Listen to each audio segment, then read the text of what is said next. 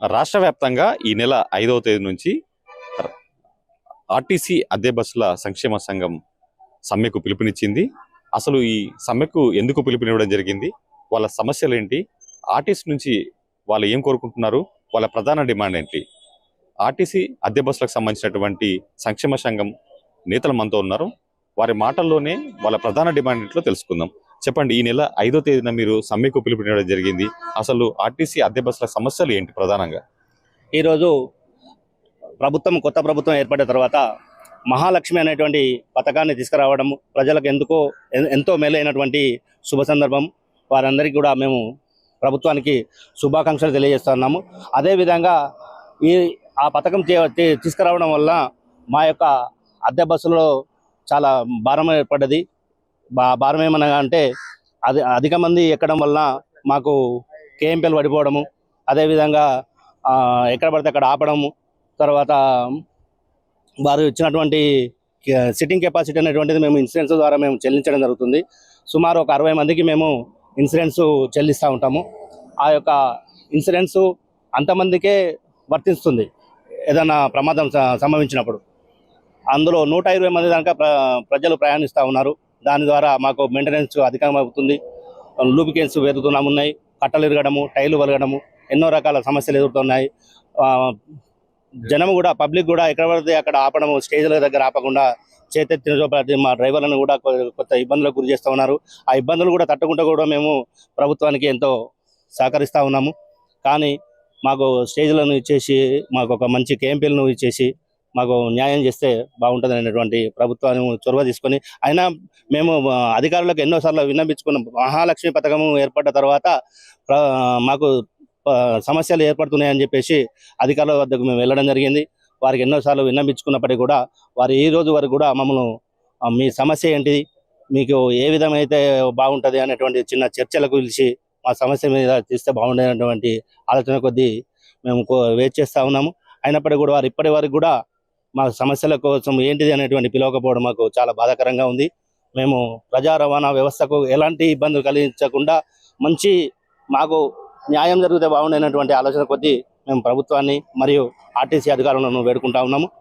మాకు తగు న్యాయం చేసి ప్రజలకు ఎలాంటి ఇబ్బంది కలగకుండా చేయాలనేటువంటి ఇది కూడా మేము వేడుకుంటున్నాం. అంటే ఆర్టీసీ అధికారులకు మీరు ఇప్పుడే సమ్మె నోట్లు ఇవ్వడం జరిగిందా? దీనికి సంబంధించి అధికారుల నుంచి ఎలాంటి స్పందన ఉంది? ఇవరకు సంధానం ఏం లేదు. ఇవరకు ఇచ్చినాం, ఆల్రెడీ ఇచ్చినాం. పేరు నెల 9 తారీఖే ఇచ్చినాం, 12 తారీఖు ఇచ్చినాం, 13 తారీఖు ఇచ్చినాం. మళ్ళా మీటింగ్ పెట్టుకొని మళ్ళా చూసి ఇచ్చినాం. అన్ని డిపోలకు ఇచ్చినాం, ఆల్ ఆర్ఎంకి ఇచ్చినాం, ఎండికి ఇచ్చినాం. ఇంకా ఇవరకైతే ఎలాంటి స్పందన లేదు. అంటే రాష్ట్ర ప్రభుత్వం ఎంతో ప్రతిష్టాత్మకంగా చేపట్టినటువంటి ఈ మహాలక్ష్మి పథకం మహిళలకు సంబంధించినటువంటి పథకం. అంటే మీరు ఒక రకంగా దీన్ని వ్యతిరేకిస్తున్నట్టు? అది అంశం వ్యతిరేకించలేదు. ప్రభుత్వానికి మేము సహకరిస్తామని మేము చేస్తున్నాము. కానీ కాకపోతే ఏం చేస్తున్నారు, ఆర్టీసీ యాజమాన్యం ఏం చేస్తుందంటే మమ్మల్ని ఈ సమస్యలపై, మా సమస్యలపై కొంచెం పిలిచి మాత్రం మాట్లాడితే మేము కూడా కొంచెం వాళ్ళకు కూడా అనుకూలంగా మేము కూడా మాట్లాడతాం. ఇప్పుడు ఏమవుతుందంటే పల్లె వెలుగును ఎక్స్ప్రెస్ మా అద్దె బస్సులు మాకు సూపర్ లగ్జరీ లేవు. మా దాంట్లో అవి ఏసీ బస్సులు లేవు. ఉన్నాయి ఓన్లీ పల్లె వెలుగు ఎక్స్ప్రెస్లే. భారం అంతా మా మీదనే పడుతుంది. ఆర్టీసీ వారి మీద భారం అసలే పడట్లేదు.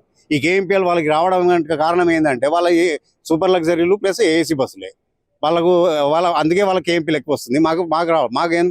మాకెందుకు రావడం లేదంటే టోటల్ మా బస్సులన్నీ మొత్తం ఎక్స్ప్రెస్లు పల్లె వెలుగు బస్సులే. మేము ఈ విధంగా చాలా నష్టపోతున్నాం. మళ్ళీ మా డ్రైవర్లను కూడా ఈ ప్రయాణికులు అంటే కొందరు అర్థం చేసుకుంటున్నారు, అర్థం చేసుకోవట్లేదు, కానీ వాళ్ళు కూడా మా డ్రైవర్లను ఇబ్బంది గురి చేస్తున్నారు. ఈ విధంగా మేము చాలా నష్టపోతున్నాం. మేము 13 తారీఖు నాడు ఇచ్చినాం, రిప్రజెంటేషన్ ఇచ్చినాం మేము మీడియా ఎండి గారికి, మా అద్దె బస్సు అసోసియేషన్ రాష్ట్ర అధ్యక్షులు. అయినా కూడా వాళ్ళు ఇప్పటి వరకు మమ్మల్ని ఎలాంటి చర్చలకు పిలవకపోవడం, మమ్మల్ని పిలిచి ఏదో మాట్లాడి మాకేదో చేస్తే మేము కూడా కొంచెం అంటే మా నష్టాలను మేము కూడా కూర్చుకోవడానికి మేము అడుగుతున్నాం తప్పితే మేమేదో ప్రభుత్వాన్ని కొంతమ కోరికలు కోరడం లేదు. ఇది మా సమస్య. ఇది మాకు సహకరిస్తే, ప్రభుత్వం మాకు సహకరిస్తే మేము చాలా ఇబ్బందులు. అంటే మీ డిమాండ్లలో ఈ కేఎంపీఎల్ సంబంధించినటువంటి అంశం ఉంది. బట్ మీ అద్దె బస్సులతో పాటుగా ఆర్టీకి సంబంధించినటువంటి బస్సులు ఉన్నాయి కదా, వాటికి లేని సమస్య మీకెందుకని వాళ్ళు అడుగుతున్నారు కదా. ఆ సమస్య ఏంటంటే వాళ్ళకు ఉన్నటువంటి బస్సులన్నీ కూడా లగ్జరీ బస్సులు ఉన్నాయి. సూపర్ లగ్జరీ ఉంది, గరుడ అలాంటి బస్సులు ఉన్నాయి. అందులో సిట్టింగ్ కెపాసిటీకి మించి వెళ్ళరు. మా బస్సులు సిట్టింగ్ కెపాసిటీ మీరు చూడొచ్చు. ప్రతి ఒక్క బస్సును చెక్ చేస్తే సుమారు 100 పైన జనం ఉంటారు. కాబట్టి ఆ కేఎంపీఎల్ వరకు పడిపోతుంది. అది ఆ విషయం వారికి కూడా తెలుసు.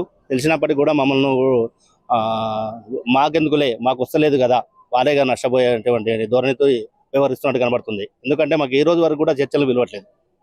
అది మాకు బాధాకరంగా ఉంది. మా సమస్యలు అనేటువంటి వారికి పూర్తిగా తెలిసినప్పటికీ కూడా మమ్మల్ని కూడా పట్టించుకొని విధంగా కనబడతా ఉంది.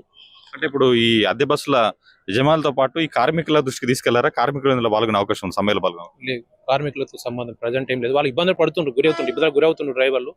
కానీ వాళ్ళు ప్రజెంట్లో మాతోని ఆధీనం ఉన్నారు కాబట్టి వాళ్ళు ఏం మా కోఆపరేషన్ చేస్తున్నారు ప్రజెంట్ అయితే. ఇదేంటంటే ఆర్టీసీలో ఇన్సూరెన్స్ అనేది ఆర్టీసీకి వాళ్ళకు వేరే ఉంది, టైఅప్ ఉంది. మాకు ఆర్టీసీకును ఆర్టీఓ ఆఫీస్ సంబంధం ఉంది కాబట్టి ఓవర్లోడ్ అయినప్పుడు మాకు ఇబ్బంది అయ్యే అవకాశం ఉంది. ఇన్సూరెన్స్ కోసం అయితే ప్రమాదాలు జరిగినప్పుడు ఏదైనా అయినప్పుడు ఓవర్లోడ్ అయినప్పుడు మాత్రం ఇన్సూరెన్స్ వాళ్ళతో మాకు ప్రమాదం ఏర్పడుతుంది. కాబట్టి ముందు జాగ్రత్తగా ఇదివరకు ఆర్టీసీ వాళ్ళు ఏ విధంగా అయితే ఇన్సూరెన్స్ వాళ్ళు క్లెయిమ్ చేస్తుండ్రో అదే విధంగా మాకు చేసే ప్రయత్నం చేయమని చెప్పి మేము కోరుతున్నాం. సో ఫైనల్ గా చెప్పండి, ఈ డిమాండ్లతో పాటు మీ ఆర్టీసీ అద్దె బస్సుకు సంబంధించిన యజమానుల సంక్షేమం ప్రధానంగా మీ డిమాండ్లు ఏంటి? ఫైనల్ ప్రధాన డిమాండ్ ఏంటంటే మాకు లూబ్రికేషన్స్ పెరిగినాయి, కేఎంపీఎల్ రావట్లేదు. అదేవిధంగా ఇన్సూరెన్స్కు సంబంధించినటువంటి విషయానికి వచ్చినప్పుడైతే ఎలాంటి ప్రమాదం జరగాలని మేము కోరుకోము.